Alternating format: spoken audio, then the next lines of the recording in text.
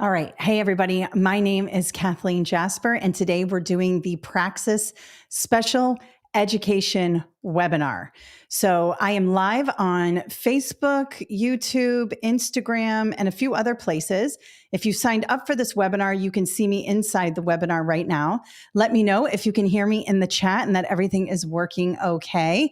Today we are doing the Praxis Special Education, concentrating on 5354, 5545, and the new 5355. So we're going to be talking about special education today, and I'm really excited to be with you.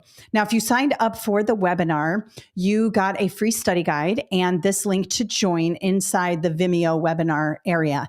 If you are on YouTube right now or Facebook or other areas where I am live, then in the description, there is a link where you can sign up and get the free study guide and all of that. So once this webinar is over today, you will get an email from me with all of the things we talked about and just another link to watch the replay and also any resources I talked to you about today. All right, so it looks like people are coming in. Good morning, Rosa. Good morning, R. Jones, MT. Shannon, really good to have you guys here. It looks like everybody can hear me and see me. Perfect, perfect. All right, so really quick, an introduction. My name is Kathleen Jasper, and for the last 10 years, I've been helping teachers and school leaders pass their certification exams. And I really study these exams very closely. I understand the patterns and the language. And so what I try to do is not only teach you the content, but also teach you how to think like a test maker so that you can pass the exams. I actually was trained by a bunch of test makers when I was a teacher and I worked in curriculum. They came to my school district and trained me on how to write test items, how to use test specifications, all of these things that testing companies use. And so I have those kinds of secrets for you, and I want to share them with you today. So it looks like most can hear me. And most of you are in the room right now. So if you have any questions, you can put it in the chat or in the comments on social media. I do have a colleague in the chat who will help you. If you are attending the live session, you are going to get an offer code to purchase our products if you'd like to purchase our products after this webinar is over. All right. So let me go over the resources that you're getting with this webinar today. You are getting a free study guide. We also have on that study guide a constructed response, because if you're taking the 5543, these numbers can be very confusing, but if you're taking the special education 5543, then you are expected to write a response. So a constructed response. So that's really important to understand. So we will be going over that today. And even if your test does not have a constructed response, I recommend staying around for the constructed response because it will help you think critically about the multiple choice. So that's really important, okay? All right, so let's go over a few things before we get started. First, with the free study guide, and let me share my screen there. Okay. So with the free study guide you are getting today, it looks something like this. So when you used the link to sign up and you signed up with the form, you got the link to the webinar that's happening now live, and you got this free study guide. And you can see there's just a few questions here with some detailed answer explanations. And then I have the sample constructed response, which I recommend doing even if you do not have a constructed response, like I said before. This will help you with the multiple choice. So just thinking critically and stuff like that. Now, just really quickly, I've just published a new book for the 5355. I know some of you are taking the 5355, which is a brand new special education test. There are not a lot of resources out there for this. I scrambled and wrote a book as quickly and as efficiently as possible. I'm actually really proud of this book because it does a few things. First, it goes with the new exam. Now, let me tell you something about the new exam. They're very similar. The 5355, the 5354, and the 5543, they're all special education, mild to moderate exceptionalities. They're all very similar. So if you already bought the 5354, the 5543, you are fine. Some people bought our other special education books to help them pass the 5355. They all still assess the same thing. Yes, it's a new test, but I'm telling you, I've looked at all the specs and everything. It's the same, just it's moved some things around and that's it. But the content is still the same. Okay. Now, the one thing I really like about this brand new book, I just want to share with you really quickly. Let's go here. So this one's broken up a little bit differently based on the specs. Here are the specs here. You can see there's only 4 content categories for this exam. And for the 5354, there are 5. But all they did was combine a content category. It's totally fine. But one of the things I've done in this book is I have included some classroom scenarios. So here's some of the content in the book. But then what I've done is I've done these classroom scenarios here because I find that this is going to really help new teachers understand these concepts in a classroom setting. So when you're asked these questions in a scenario-based question, which can be very difficult on this exam, you're better prepared for that. So that's just something I'm implementing with the new books. Now, this book is 226 pages. There are 2 full practice tests. So we have answer or practice questions after each content category, and then 2 full practice tests at the end. And of course, like all of our books, we have the good words list. I'm going to go over what this means. Good words and phrases you should be looking for in the answer choices to be the right answer. And then of course, bad words to avoid. So these are really important here. And I like to show people that. Also in the book are very, a lot of really good test questions here, along with very detailed answer explanations. I always say that if you get one of my study guides, you're going to want to really look at the answer explanations. It's like another chapter. I tell you why something's correct and why something is incorrect. This is important information. So even if you get it right, let's say you get number 3 correct and you put B on the practice test, I would still read through this because there's a lot of good information here that will help you for the exam. So definitely check that out. All right. So of course we are doing, you get the free study guide with this. And a lot of people just use our free stuff, and you can totally do that. I have a bunch of videos on YouTube. I'm going to show you at the end of this webinar. You can use the free study guide, and this webinar will help you. If you're already a special education teacher, this webinar plus the free study guide might be enough for you.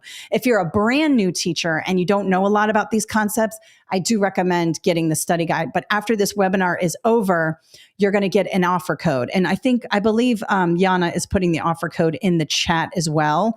And also, Yana, if you could put a link to the book too. So that brand new 5355 book. Now, one thing I just want to show you before we get started really quickly, so that you can see where to get our resources free and paid. If you go to KathleenJasper.com and you go into our programs here and you go into special education, you'll see them all here.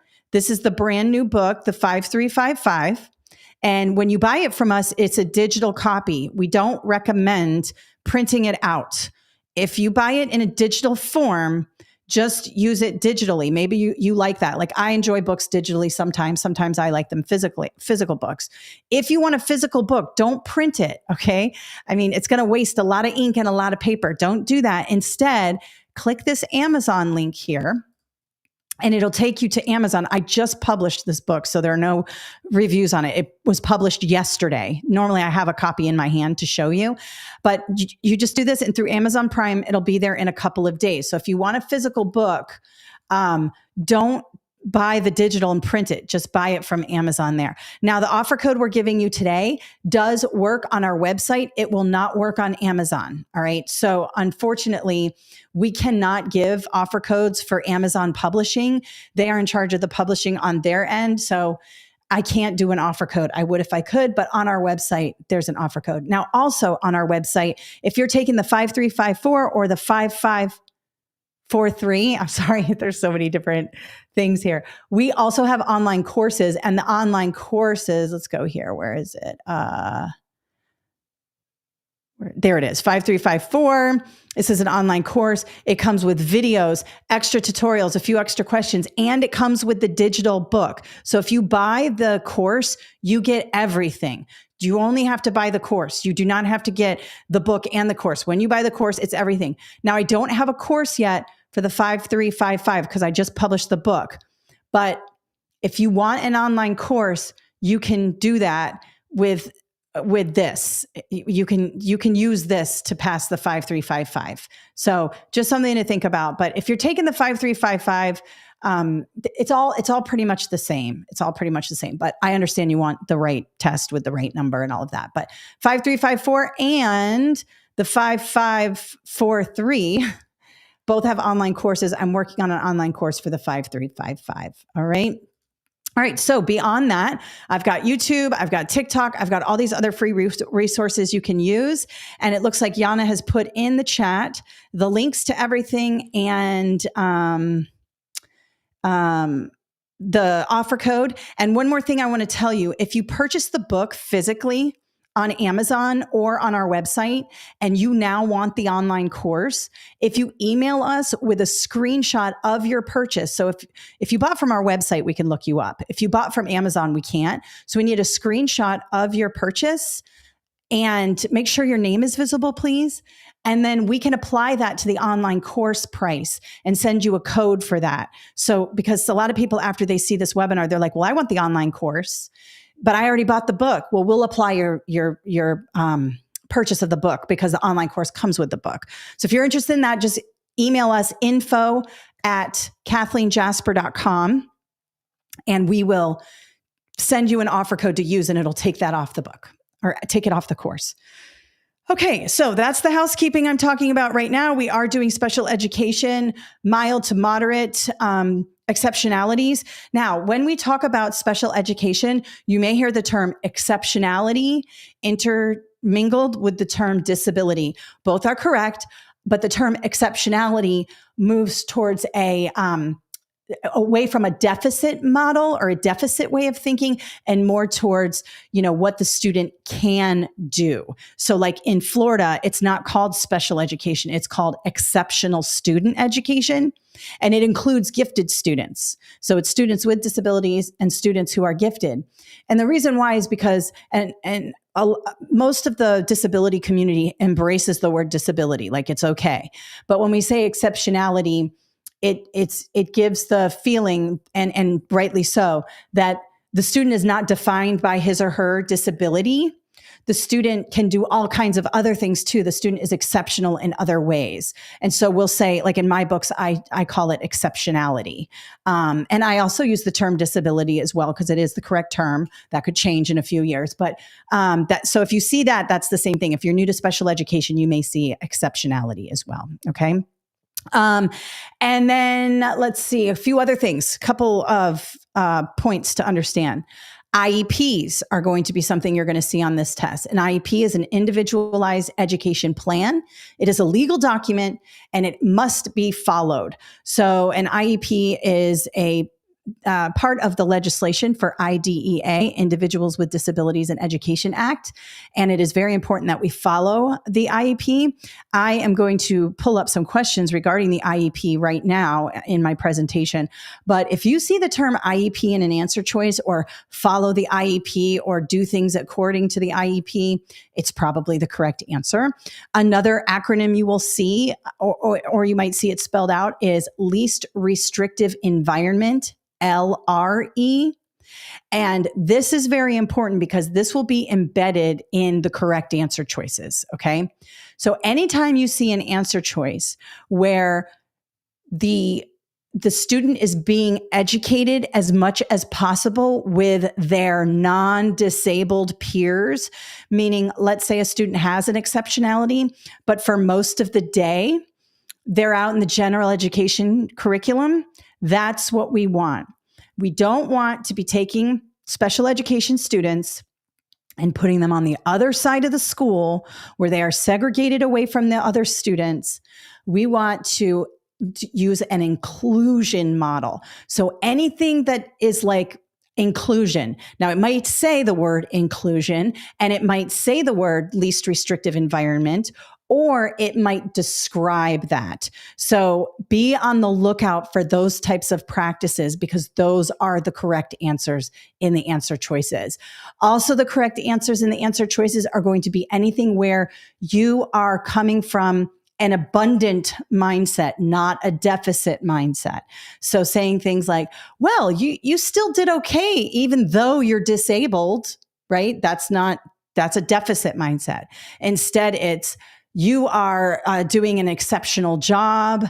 You're really good at this. We want to look at what the students are good at. We know that public education is very standardized, and it's that way because we have to educate everybody.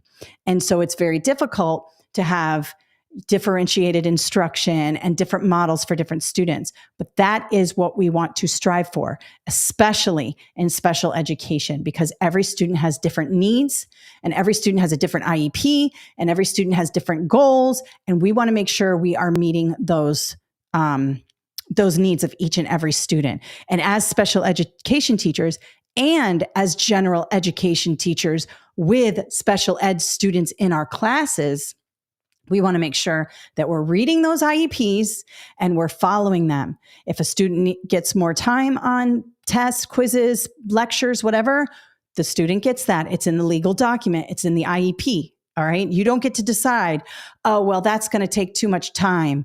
I'm not doing that. If it's in the IEP, you follow the IEP. Assistive technologies. Sometimes students will need special keyboards or FM systems for the hearing impaired, or a number of other things that will be listed in the IEP, and you must give students access to that. If you are a general education teacher, and you have students in your class who have IEPs, you must read every student's IEP, because you might have a student with ADHD. That student has a certain IEP. You might have another student with autism spectrum disorder. That student has a different IEP. And it's our job as general education teachers also to read those IEPs and be sure we are accommodating students based on that IEP. Now, speaking of IEPs, another thing you should be looking for in the correct answer choices is the term goals. So the goals are, yes, Sarah Slater, strengths-based. That just popped up in my comments. Sarah Slater, strengths-based thinking. When we say students with exceptionalities instead of disabilities, we are using a strengths-based model rather than a deficit model. Thank you very much, Sarah. So when we're talking about IEPs, what was I saying? Oh, goals. So one of the most arguably, in my opinion, and a lot of the answer choices too that I've seen in some of the practice test questions, one of the most important things about an IEP is the goals section, because that's where the student is part of the IEP team along with the parents and maybe a specialist and the special ed teacher. There could be anywhere from 3 to 10 people on the IEP team, depending on the student's exceptionality and what's going on with the student.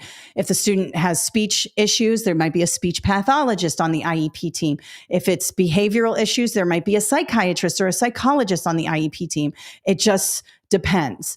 So when they are going through the IEP, one of the most important part is the goals. What goals is the student going to be reaching over the year?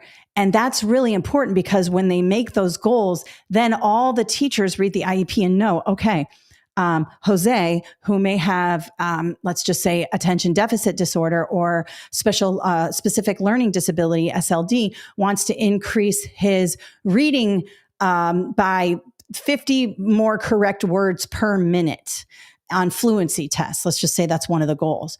Well, if I'm the social studies teacher and I read that he is trying to improve his reading fluency, then as the social studies teacher, I can do things to help him increase that fluency. I could give him short passages. We could practice. I could, tailor the instruction to meet that student's needs so it will help him reach that goal. Can we do that every single day, every single assignment?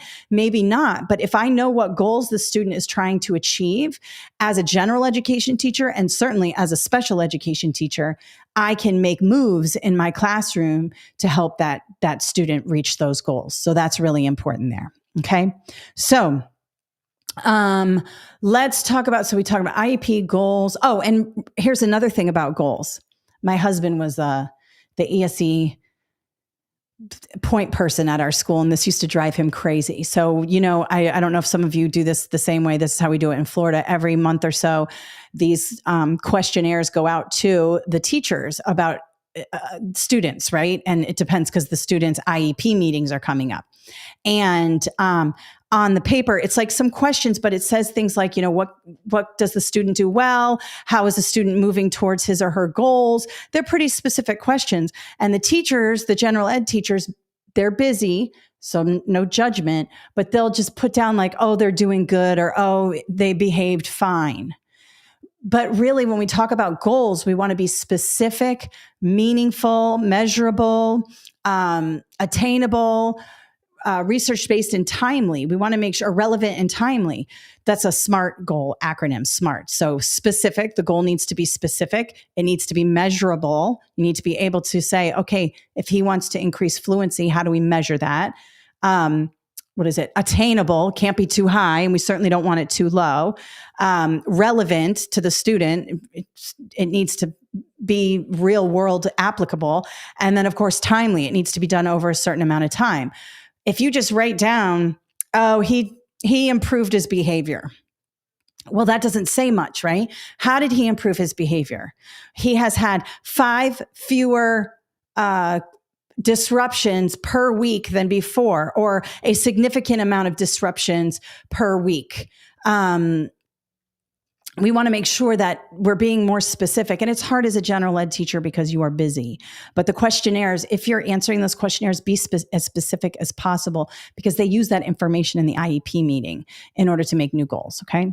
And then finally, the last thing I want to say is IEPs should be reviewed every year, once a year, because you're doing new goals each year, new academic goals. However, if the parents want an IEP meeting before that, let's say they want to revisit some of the goals and work on them in the team, they can request that an IEP meeting be held sooner than a year. That is the right of the parent. Now, they can't just demand it on, I want to meet tomorrow. There's obviously a protocol at each school, but the parents do have the right to do that. But IEPs must be reviewed every year. And I know some people work at schools where that's not happening all the time. I have never experienced where that wasn't happening. Our ESE coordinator was like on point. She did everything the way it was supposed to be done. But I do know sometimes things happen in different schools, but it should be every year. Okay. And you will get questions like that on the exam. All right. Let's start with the presentation. Let's get into some practice test questions so I can talk to you about this. Okay. So I'm going to share my screen with you here. And we are going to be talking about the special education. And again, we're talking about all 3 of these tests here because they all basically assess the same thing. They're all going to assess the same thing. So let's have a look at some of the questions you might see on the exam. All right. So when I see a question like this is really important, especially for these scenario type questions. And you can follow along with me in your study guide, or you can just watch the presentation. These go in order of your free study guide. But if you don't have that, don't worry about it. Just follow along with me. I'm going to talk it all out for you. Okay. So what I like to do when I have a question like this is to work backward. And a lot of you have seen my videos. I want you to think like a test maker and work backward. All right. Look at the answer choices first. Eliminate anything that sounds punitive, angry, unrelated, and zero in on things that have the good words in it. All right. So get rid of the bad words, zero in on the good words. So let's look at A. Threaten to call home and let the student's parents know about the situation. No. Now, communication with parents is important in special education. But when it comes to communication with parents on this exam, number 1, we're not calling home to tell on the student. Now, do we do this as teachers? Sure. We call home to let the parents know, hey, your student's having a difficult time, following directions or whatever, right? But it is the position of the test makers, and really it's the position of administrators, that you should be handling this in your classroom. Now, don't come after me in the comments. I understand that sometimes you have students who are very difficult and you don't know what to do, and all you have is to call home. I totally get that. That may be the way it goes, but we want to make sure that we are calling home to partner with parents We are calling home to talk about the good things their students are doing, not threatening to call home and using it as a punitive measure. So A is out. B, ignore the behavior, continue with the reading, and praise the students who exhibit appropriate actions. All right, so ignoring the behavior, this is actually a good thing in special education. This is called planned ignoring. And sometimes this works depending on the student's exceptionality, especially if it's a behavior situation. And I like this, continuing with the reading, not letting the behavior disrupt the flow of instruction, and using positive reinforcements for the students who are exhibiting appropriate actions. I actually like B. I'm going to leave it. C, offer the student a reward if the student behaves. Okay. C is going to be out for the purpose of it's an extrinsic reward. Now, do we use extrinsic rewards? Yes, we of course use them. Jolly Ranchers, homework passes, extra time on the playground. All of that works with kids. Trust me, I've used tons of it. But on the exam and in real life, these extrinsic rewards tend to wear off. And we want to focus more on the intrinsic rewards. Now, there are some test questions that have to do with like response cost, where you are conditioning students to have better behavior. So when they do something right, they get a reward. And when they do something wrong, you remove the reward. But the way this is worded is like, I'm just going to rely on extrinsic rewards. So I don't love it. I'm crossing it out. When I read the question, I might change it, but C is out for me. D, send the student to timeout until the student exhibits the appropriate behavior. Again, this is a consequence and consequences work, but this feels a little too blanketed and not specific to the student. You got timeout. Like, what are we doing here? That may or may not work for the student's behavior issues. B looks like it's the best answer. Let's have a look at the question. A teacher is trying to motivate a special needs student to exhibit appropriate behaviors during reading time. The student continues to call out and seek attention. Here's the key here. What should the teacher do? All right, if the student is calling out and seeking attention, if I look at that kid and say, hey, stop it, stop calling out, knock it off, raise your hand, and I stop my flow of instruction, the student is getting what he or she wants. Planned ignoring, which is what's going on here, takes that seeking attention away because the student is not getting attention, whether it be negative or positive attention. And what you're doing here is you're praising students who are exhibiting appropriate actions. You are giving them the attention because they're doing something good. Now, this not only works with special education students, this works with all students. You'll see it, right? Let's say you have a group of students coming in, and I used to teach high school. I would do it with high school students. Let's say I have a bunch of kids coming in rowdy, and we've gone over the procedure. When you come in my classroom, you come in quietly, okay? But let's just say they've had a fun lunch or something. They came in a little rambunctious. Instead of yelling, hey, knock it off, come in the right way, rah, I might see a couple kids who are coming in and say, wow, Jessica, thank you so much for entering my classroom appropriately. And I might give her a Jolly Rancher or something like that. Or I might just praise her and say, you know, you really made my day today, Jessica. Thank you so much. Oh, Juan, that is the way I love it when you come in my classroom that way. Thank you so much.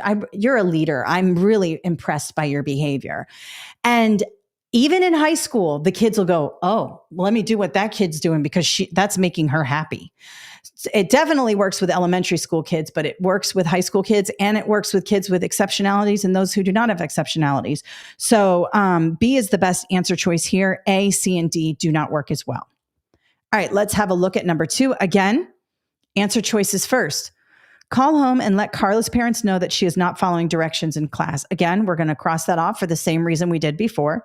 B, ask the principal to provide a paraprofessional to help Carla with classroom transitions.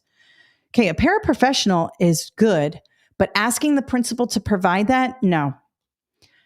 We can't ask the principal for things on this exam or in life, really. The principal, and I know a lot of people don't like to hear this, I was an assistant principal also. We were slammed. I was slammed as a teacher, but I was 500% more slammed as an administrator. As a teacher, you only see what's going on in your classroom. You don't realize that there are fires going off all around the school. And asking the principal to do something that you should be doing in your classroom is not the right answer on this exam. All right. working with a paraprofessional is a good answer, but because it's attached to asking the principal for it, it's a bad answer. C, build classroom routines and practice procedures regularly with Carla. I love those words. Routines, procedures, practice. Yes, that's got all the good stuff. That's how we help students with their behavior and get them, acclimated to class. Students love routines. I have a whole webinar on this, and Yana is probably listening to me right now. We will link it up in the email you're going to get at the end of this. But I have a whole webinar on classroom management and how to establish routines and procedures in the classroom. It will make your life and their lives 100% better in the classroom. So yes to all of this. It has all the good words. D, pair Carla with a student who understands the classroom routines and procedures. All right. D is what we call the distractor. D is the almost correct answer in testing. Now you may say, okay, pairing Carla with a buddy is good. And we have the words classroom routines and procedures. All right. Now, it could be the right answer. I have to read the question first. Be careful with pairing up with buddies and things like that. Number one, if it's about learning together, it's a good thing. If it's about relying on the student to do differentiated instructions or differentiated instruction or to intervene and to help another student or tutor another student, it's typically not the right answer. The teacher should be administering interventions and differentiations. The student is the other student, maybe it's a high flying student, is there to learn as well. We cannot rely on other students to do what we should be doing as teachers. So just be careful with the cooperative learning, pairing them up. Sometimes it's the right answer, sometimes it's not. Okay, let's go ahead and read the question now that I've narrowed it down to 2 answer choices here. Carla is a student with emotional behavior disorder, EBD. She frequently becomes overwhelmed when transitions occur in class. She will often act out or not participate when there is a transition. What can the teacher do to help Carla? Now, here's a couple of things. C is definitely the right answer. One thing you may want to consider with this question as well, because it could be worded a different way on the test. It might say something like, what should the teacher do first when the teacher sees this behavior? We want to collect data on that behavior first. So when is the behavior occurring? What is happening with Carla when it happens? What are her before behaviors and after behaviors? They call that the antecedent versus the antecedent and the, I forget the other one, but the behavior that comes after the act. And all of that data collection is really important because that's going to help us make better decisions. Now, in this case, we already know, we already collected that data. She becomes overwhelmed when transitions occur. And she will often act out or not participate. I've already collected that data as a teacher. So in this case, now I can prescribe a treatment basically. And in this case, it's going to be build classroom routines and practice procedures regularly with Carla. And really this goes with every student. All students love routines. We love routines. When you go away on vacation, aren't you like, I can't wait to get home to my routine? We love routines. Kids don't want to come into a chaotic classroom where they don't know what's going on every day. And especially students with exceptionalities, students with behavior disorders, emotional behavior disorders, or students with autism spectrum disorder, ASD, they need very solid routines and procedures. It's comforting, it's safe. Make sure you're doing that in your classroom. And again, I have a whole webinar on how to do that, and I will link it up in the email that you get at the end of this webinar. All right, let's have a look at number 3, answer choices. Continuing interventions throughout the entire school year. All right, I have interventions, continuing it, okay. Maintaining detailed records of student success, okay. I like detailed records too. Holding students accountable for their learning, okay, that's good too. All of these are good. D, maintaining an inclusive and least restrictive environment. LRE, that's the star of the show. Now, notice that A, B, and C are all good answer choices. And I hear this a lot. When I took the test, all of the answer choices looked good to me. That may be correct. A good test question is going to make you struggle a little bit to work critically, to think critically. And that's what this does. But if you're thinking like a test maker, like I told you to, and you're reading the answer choices first, D should stand out to you because it's got two phrases that are really important when it comes to the correct answer. Inclusive, when we're talking about special ed or any general ed, any education, inclusion is very important. And of course, LRE, least restrictive environment, educating special education students with their non-disabled peers as much as possible, right? We want them in general education classes, in elective classes, in PE, in art, in culinary, all of that. Just because a student is confined to a wheelchair doesn't mean that student is not an AP student. I've had plenty of students who were confined to a wheelchair who were also in AP bio. We don't want to just say, oh, you're in a wheelchair. Oh, you must not be able to do academic work. Not true. Not true. So we want to make sure we are evaluating students properly, making sure we're using LRE, least restrictive environment, and we are using an inclusive model. Now let's read the question just to make sure. Which of the following should be the teacher's goal when administering interventions or accommodations for students with special needs? Which should be the goal? The goal is maintaining an inclusive environment. Continuing interventions throughout the entire school year, perhaps, maybe not. If the student is doing well, I can pull the interventions. Gradual release, I can remove them. I can remove the scaffold. So A would not be it. B, maintain detailed records. For sure, that's important, but not as important as inclusion. I mean, detailed records are pretty important, but when we're talking about good words on the test, inclusion and least restrictive environment trumps it, all right? C, holding students accountable for their learning, also a good answer, but not as good as D. So be careful, make sure you're looking for that in the correct answers. Number 4, okay. I've got cognitive, effects of consequences, causes of the behavior, skills deficit. Don't know what's going on, got to read the question. A teacher is administering a functional behavior assessment to a student who is having outbursts during class. Which of the following is the teacher trying to determine by using a functional behavior assessment? Now, a couple of things here. It's going to be C, causes of the behavior. Cognitive is about the brain. Effects of consequences, that is probably the distractor here because does the consequence work on the behavior? But really, we want to be looking at the causes first in order to prescribe a treatment or an intervention or whatever.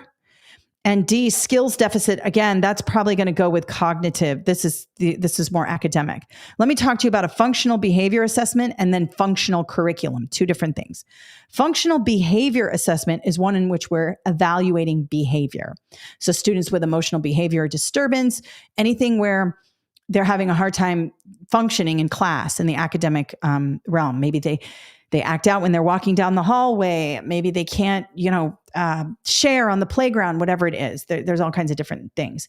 That's where we would administer a functional behavior assessment. Now, a functional curriculum is when we are teaching students how to function in the real world. These are real world skills. So hygiene, how to use the microwave. When they get a little older, how to apply for a job, how to show up on time. It could be something like the bus schedule, how to take the bus. Special education teachers are preparing their students to go out into the world after special ed. And so a functional curriculum for students with intellectual disabilities and severe disabilities will help them in their post-secondary and in their career, when they go out and get jobs and things like that. So we have functional behavior, which focuses on behavior. And then we have functional curriculum, which has to do with real world application of skills. All right. Let's have a look at number 5. According to IDEA, this is the main law that governs special education. Get to know it, look it up, read it. I have it in all of my books. So I have all of my IDEA and everything in the book. So it's all inside of the books. An IEP should be revised. And we talked about this every year, every single year, because the student gets new goals. Now, you may be tempted to choose every 3 years because there is a 3-year evaluation mark for evaluations, meaning if the student is deemed special ed, they can be reevaluated every 3 years unless the parent is like, no, we're good. We know our student is going to be in special ed. For example, let's say you have a student with, I'm just using these on the fly, guys. And those of you who are special education teachers right now, you may come up with a better example. So I apologize, but I'm just doing this on the fly. Let's say you have a student with ADHD and in 3rd and 4th grade, they have a really difficult time. And so they're on an IEP and they've been evaluated and they're a good candidate for special ed. Okay. But let's say over the next 3 to 5 years, maybe with medication and whatever, their ADHD becomes a little less profound. And maybe the parents are like, you know what, we want to have our student reevaluated to see if they can be moved out of special education. All right. That can happen every 3 years or sooner if the parents want it. Now, let's say a parent has a child with, Down syndrome, right? That's not something that's going to go away. So that student who is in special education in 3rd grade, they may not want to do a reevaluation. They may be like, well, my student is going to be in special education. And so we don't need to do it every 3 years. It's a communication with the parent, with the IEP team and everything. Some people do want that reevaluation and some people don't. So, but for the IEP, it's every year because you get new goals. Okay. So make sure you understand those distinctions there. All right. So what I'm going to do is I'm going to stop before we do the constructed response. Am I on time? I'm on time. Yay. All right. So let's see here. Somebody's saying, I am taking my test for Praxis 5355. I need help with the constructed response.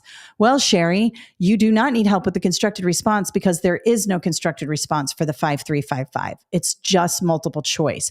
I am going over the constructed response today, though. So maybe you're taking the 5354, or no, I'm sorry. That one doesn't have a constructed response either. The 5543 does. But either way, we're going to go over it in just a minute. Let's see. I'm a special education teacher. During my IEP meetings, I use the term verbal prompting to describe a specific type of support. Yes, indeed, verbal prompting. Can you, as a long-term sub, have a Google Meet and have a teacher's parent conference with another educator? I'm not sure what that question is, Sherry, maybe a little more specific in there. Looks like some of the other special ed teachers are answering you in there. Very good, guys. Thank you. The 5354 does not have a constructed response. No, it does not.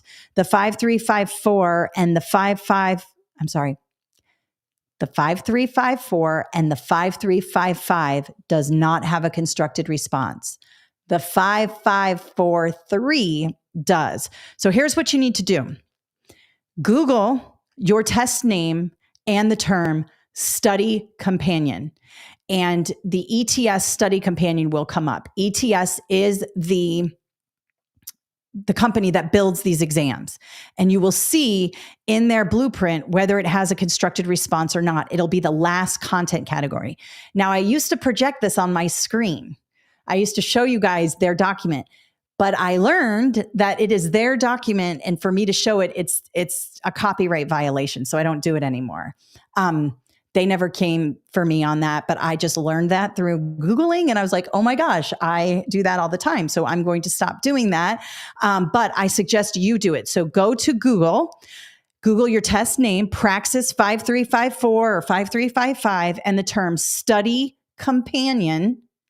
And it'll take you to the blueprint and you'll be able to see if there's a constructed response. The 5543 does have a constructed response, and we're going to go over that in just a minute. I will also link up those documents in the email you're going to see. We'll do the 5354, the 5355, and the 5543. Now, one other resource I want to show you before we get into the constructed response is the standards that this particular test is aligned to. So, National Special Education Standards, Council for Exceptional Children. This organization here prints standards or builds standards for this particular exam and all special education teachers. I highly recommend that you go to this website and you look at their standards. You can see them here. And look over all of their standards. So let's see. Early interventions, gifted and talented. Let's just grab the first one, special education preparation. Here we have 2020 initial K-12 standards, learn more. And again, you can download the PDF. When you do, it'll come up here and you can see we have all of these standards here. Look at these terms: collaboratively develop, select, and administer, analyze, interpret multiple measures of student learning, behavior, and classroom environment. Notice that these are the good words in the answer choices.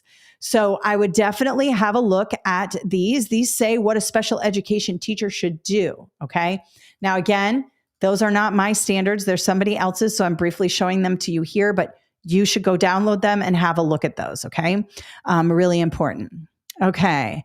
All right. So somebody is asking, I am an elementary special education teacher. What particular special ed exam do I take? You have to figure that out from your Department of Education website. Now, there is a way to do it on the Praxis website. If you're like, which test do I take? Google Praxis requirements by state. Let me see if I can do this. There we go. All right, let me just pull this up really quick. My dog is barking. Sorry, guys. That's why we're live. Okay, so if you Google Praxis requirements by state, you'll see that ETS pops up here. When you do, you can go to their website, find your state. So let's say you're in Alaska, all right? You're going to search that.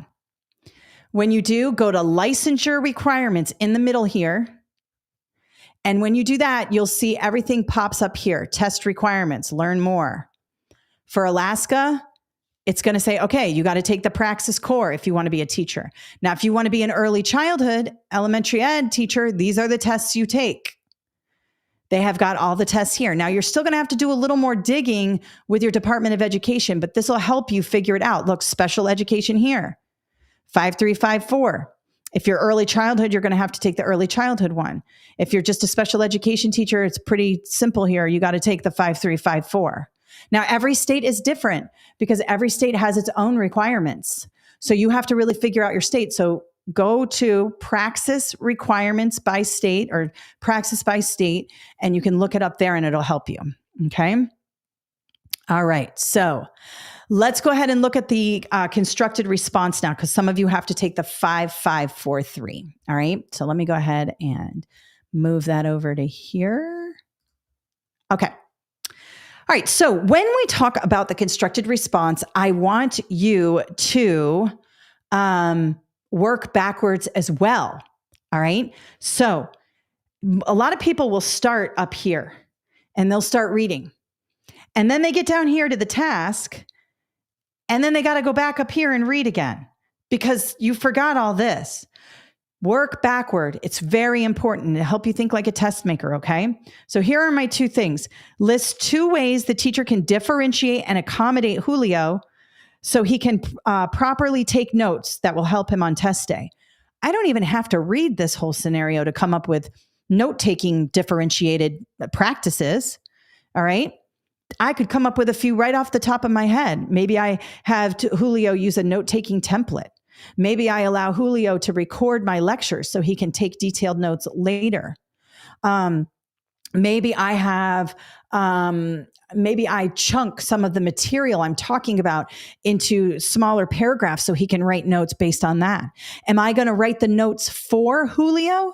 No, I am not, because that would be lowering the standard, right? So what I want to do is I want to accommodate the standards up here. I want to accommodate and provide those supports, okay? So that's just off the top of my head right now. I need 2 of them. And then explain why these 2 accommodations or differentiation would be effective. Okay, that's easy. So I got to choose my 2. So maybe it's a note-taking template. That would really help. That'd probably help every student because every student needs help with notes. And then maybe I allow Julio to record my lectures or record my direct instruction, I should say, on a device, on his phone, whatever, and then play it back and then have time to write notes and be able to stop the recording and things like that. Okay. Came up with that. And then of course I can say why that's important. Now I already have that. I've jot that down on my note paper. Now let's read. Now I already understand my purpose, what I'm doing. I've already got a plan. Now let's read. Julio is a student with a processing disability. One of his IEP goals is to take notes during direct instruction of concepts. So when the teacher is giving direct instruction, Julio needs to learn how to take notes. One of his accommodations is to be able to use those notes on classroom tests. Okay, because he has a processing disability, one of the accommodations in the IEP is that he can make his own notes and then he can use those notes on test day. Not on a state standardized exam, but on classroom tests. That's important to know. However, Julio has a hard time taking notes and writing down important information. He becomes overwhelmed because he cannot write as quickly as the teacher presents the information, even when the teacher slows down. So the teacher's trying here to slow down, but it's still not enough, right? Sometimes Julio gives up altogether. We don't want that. Julio wants to do well on his exam. So he's motivated to meet his IEP goal. He wants to do better. The teacher wants to accommodate Julio further so he can achieve his goal. All right, what can he do? Well, the note-taking template is going to work here. And because he can't write as quickly because he has a processing disability, recording the lectures or recording the direct instruction would help him do that. And then, of course, why would these accommodations be effective? Well, the note-taking template would give him a structure to follow, which is a type of scaffold. And as he becomes better, you could start to pull that scaffold away. After he uses that template over and over again, he might get better and you could say, okay, you don't need the template anymore. I'm going to let you do it on your own. Or maybe he makes up his own template. Okay. And then the note taking, the direct instruction, that's going to be beneficial or effective because he can stop the tape. It's not a tape. I know it's digital, but I'm Gen X. He can stop the cassette tape and, write and then play. He can rewind if he needs to. Go back, I guess, 10 seconds, hit the back button. And so that will help. So all of my Gen Xers who used cassette tapes their whole lives will understand what I'm talking about. But he can do it on his phone, obviously, and that will help. Okay. So now let's have a look at the way I would set this up. You can write it kind of like a technical document here. I might lay out the two types of accommodations, 1, 2, just to let the person know this is what I'm doing. You could also just intermingle them into here, but I would put them up at the top, 2 types of accommodations, and then the rationale underneath. Because here's what it said. List 2 ways the teacher can differentiate, then explain. So the way I did it was I listed check, check, and then the rationale for both. This is the rationale for the differentiation number 1 or accommodation number 1. And this is the rationale for accommodation number 2. Nice and organized, shows my grader that I know what I'm talking about, number 1, and that it's all there. Make it easy on the grader to give you a high score on this, okay? All right, so let's have a look. Number 1, provide Julio with a note-taking template. Good. Number 2, allow Julio to record direct instruction and provide him time to listen. Excuse me. Provide him time to listen. Give him time in class to go sit on his own, put his earbuds in and listen and then write the notes. All right, good. I listed my 2. Now why? Why are these effective? Here we go. Because Julio is overwhelmed by the enormity of the note-taking task, the teacher can provide him with a template to guide his note-taking. The teacher can map out what is important in the lecture and set the template up as a graphic organizer. Notice I'm getting specific here. I don't just say, oh, the teacher can give him a note-taking template. But then I go into more detail as a graphic organizer. Then Julio will be guided on what is important and what he should write down. As Julio becomes better, Julio can start to write his own notes and the teacher can remove the template support. So I got specific here. I didn't just go all abstract and general. I got specific on how I would use the template and how it will help him. That's the rationale. Very important. All right, now we're going to talk about the recording, the direct instruction. Another support that will help Julio would be to record the direct instruction and give him time to fill in his template or notes at his own pace. Now let's get a little more specific. Julio can pause the recording. Notice I'm getting specific here to take time to write his notes. This will also reinforce concepts because Julio will be hearing the lecture multiple times. That's also good. Hearing it once, hearing it again, it's going to reinforce concepts for Julio. once with the class and later on his own, he can pause and replay the recording when necessary. So notice I did it all there, and the paragraphs are pretty short. Now listen, even if I didn't do these 2 accommodations at the top, listing them, they're still in my rationale. I would still probably get full points.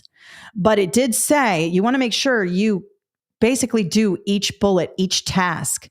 And did I list 2 ways? Yes, I did. And then did I explain why each one is important? Yes, I did. And I got specific, and I related it to learning. And it shows that I have special education content knowledge. It hits all the bases, and it does so in a very short essay.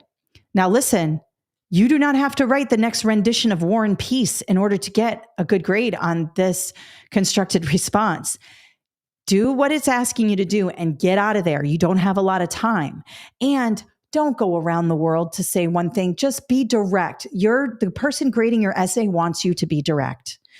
They are grading lots of essays, and the last thing they want is to read a bunch of long-winded junk that does not answer the question. Okay, so get in, list them, check, rationale, check, and be done with it. Now, you can make a few mistakes. If you've got a couple grammar mistakes, a period is missing, there's a spelling error, not a big deal. But if it's got a ton of mistakes and it interferes with the flow of the essay, you may get points off for that. So be aware of that, okay? All right, let me stop sharing there. Okay, so that is the constructed response. Now, if you get the 5, 4, 3, I have 3 constructed responses in there. We have a lot of 5-star reviews on this book. This will do it. This will help you. So if you need the 5, 4, 3 book, you can get that on our website. Remember, KathleenJasper.com. And if you want the online course and you already bought the book, we are happy to apply that to the price of the course. Okay. All right. Let's see here. Yeah, some people are asking about the reading test as well. Reading is my jam. Let me show you where you can get lots of good stuff on the reading. Let's go over to my YouTube channel here. Okay, so my YouTube channel, another place for you to get lots of stuff. This teaching reading playlist has a lot of very good videos in it. You will have reading questions on the special ed test. They'll ask you about reading interventions and things like that. I do address them in my books. But if you need more support in reading, especially if you're taking an elementary 5001 test or any elementary education exam that has language arts and reading, you're going to want to check out this reading playlist. And also, I have so many good resources for that. So our programs, Praxis Teaching Reading, I have the 5205 and the online course, and I just published this 5206 book. This is K-12. So that's really important. And of course, we have, like, for elementary education, the 5002 is reading, the 5007 is reading, the 7812 is reading. You know that there are so many different tests depending on the state, but we have a lot of them there. So make sure you check that out as well. But on my YouTube channel, there are so many resources here. I also have a test strategy playlist here, and I have a special education playlist as well somewhere in here. If you search for it, you'll be able to find it. But I have a ton of special education videos as well there. I just published some shorts too about that. Let me show you on my TikTok. So I've got a ton of shorter videos on TikTok. I've got things like evidence-based discussion, data, orthographic mapping, these smaller topics you're going to see on your exams, no matter what exam you're taking, how to work backwards, just a lot of different things here. So check out my TikTok. I really love it. I really like the short stuff. It's fun to record. So check that out as well. And then of course, Instagram, I'm on Instagram. You can check me out there, KJ. And then of course, our Facebook page, we have a ton of resources on our Facebook page. You can see I'm live there right now, but also like just videos. I post a video pretty much almost every day. And then we also have these really cool carousels. Let me see if I can find one. Sorry. So Yana helps me with these carousels. They're really cool. They, go through some of these concepts. We do them for every video we make. And if you're a visual learner and you like these things, that really helps. And we post them on Instagram as well. All right. Now, remember, everything you need is on KathleenJasper.com. I've got another free webinar coming up next weekend. It's the Praxis PLT. So make sure you check that out. We're going to send you a link to get to the free webinars page. And then I also have how to lesson plan. I've got this one, Start Your School Year Off with Success. This is that classroom management one I was talking to you about. This one will help. We'll link that up. If you're looking for leadership, you can head on over to my free SLLA. All of them come with free study guides and the replay links. So if you're looking for more support, definitely check that out. Elementary Ed, Praxis Core. So I'm doing PLT next weekend, then I'm taking the following weekend off, and then I'm doing Praxis Core. So I'm doing all kinds of stuff. I'm always live almost every weekend. Okay. All right. So how much time will we have for each constructed response or all three CR? All three constructed responses are done at once. So it's not timed separately for the constructed response. Let me see something really quick. 5543 study companion. I highly recommend you look at the study companion. It's really important because it will lay everything out. And again, I used to just pull it up on my screen, but it's not my document. I don't want to do that anymore. I just don't want to anger ETS. Okay. So basically the way it works for the 5543 is you have 2 hours all at once. Okay. It's not timed separately. It's timed all together. So you have 90 selected response and 3 constructed response questions. So if you move through the selected response quickly, you'll have some extra time on the constructed response, but it's all timed together. Like the SLLA, the leadership, you have a certain amount of time for the selected response. Once you finish that, then it starts a timer for the writing. That's not how this goes. It's all timed at once. There are 3 constructed response questions. And here's the thing. With the constructed response, the possible points you can get, the highest possible is 3. Now, here's what tends to happen. You have 2 graders. Each one can give you a 3 for 3 constructed responses. So stay with me here, okay? So let's just say you're perfect across all 3 constructed responses. You get a 3 from 3 on constructed response number 1 from both. You get a 3 on constructed response number 2 from both. And you get a 3 on constructed response number 3 from both. That's out of 18. People say, well, I thought it was just out of 3. Why is it out of 18? Because you have 2 graders. So 3 times 2 times 3, which is 18. So that's why it's out of 18 on the what's it called? Score report. All right. And really it doesn't matter because it's a ratio. I won't get into all that math, but it's a ratio of how many you got right. Typically the graders do agree within 1 point. If they don't, then they bring in a 3rd grader. Okay. All right. Do you have a webinar video only for the 5005? I have a webinar for the 5001. I have an online course for the 5005. That's the science of the elementary ed. I have a book just for the science, and I have an online course just for the science, Crystal. You can get that on our website at KathleenJasper.com under the online course tab. Okay. All right. Well, Kiona, thank you so much. I'm so glad you found it helpful. That is it for now. 2 minutes over. Thank you so much for attending. Remember, you are getting a offer code and all the links to buy the products if that's what you want. If you want to go with the free stuff, you can just use my YouTube channel, use this webinar, watch it again. It's coming in a replay link in the email. Be sure to go to KathleenJasper.com. Let me just show you one more time where to go in order to get the special ed, because I did just do a new book. I'm really excited about this new book. A lot of people need the 5355 and there's nothing out there. This is the new book here. This one has more practice test questions. It's a whole new layout. I'm kind of obsessed with it. I love it. But if you already got these books, you're fine. These are great books too. 5-star reviews all over Amazon and on our website. So you don't have to buy more products. But if you're in the market and you want 5355, get this. And again, if you bought the book and you want the online course, email us and we will hook you up with a coupon code to bring the cost down so we can apply the price of the books. All of these are going to work for you. Remember, it is the yellow book, and we've had tremendous success helping people pass their exam. All right, everybody, thank you so much for attending today. Go relax, enjoy the rest of your weekend. I really appreciate you. And let us know if you need any help. Info